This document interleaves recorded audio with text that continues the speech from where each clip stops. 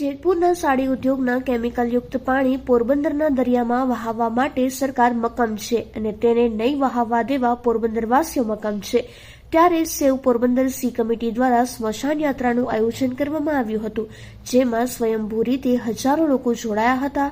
ખારવા સમાજના સાગર ખેડૂઓની સંખ્યા નોંધપાત્ર હતી। જાણે પોરબંદરમાં કોઈ મહાનુભાવો મૃત્યુ પામ્યું હોય અને તેની સ્મશાન યાત્રામાં શહેરીજનો જોડાતા હોય છે, એ જ રીતે પોરબંદરના ઇતિહાસની સૌથી લાંબી કહી શકાય તેવી 2 કિલોમીટરની આ સ્મશાન યાત્રામાં સ્વેચ્છાએ અને સ્વયંભૂ રીતે જોડાયેલા લોકોએ પોતાના આકરા મિજાજનો પરચો સરકારને આપી દીધો છે અને સરકારે હવે જેતપુરનો પ્રોજેક્ટ રદ કરવો પડશે તેવો સૂર ઉઠવા પામ્યો છે। એ જ ભૂમિ પર જમીને ગાંધીજીએ સમગ્ર ભારત વર્ષને આઝાદી અપાવી, એ જ ભૂમિના નાગરિકોની શક્તિ છે। લોકો દ્વારા વારંવાર રજૂઆત કરવામાં આવી છે કે જેતપુરના કેમિકલયુક્ત પાણી પોરબંદરના સમુદ્રમાં વહાવવાનો પ્રોજેક્ટ રદ કરવો જોઈએ, પરંતુ મુખ્યમંત્રીથી માંડીને વડાપ્રધાને પણ માત્ર લુખ્ખા આશ્વાસનો જ આપ્યા છે। ત્યારે આજે આ સ્વયંભૂ જુવાળ છે એ રોડ પર ઉતરી આવ્યો છે અને એ સાબિત કરી આપે છે કે પોરબંદરવાસીઓમાં એકતા છે અને પોરબંદર પ્રત્યેની લાગણી છે।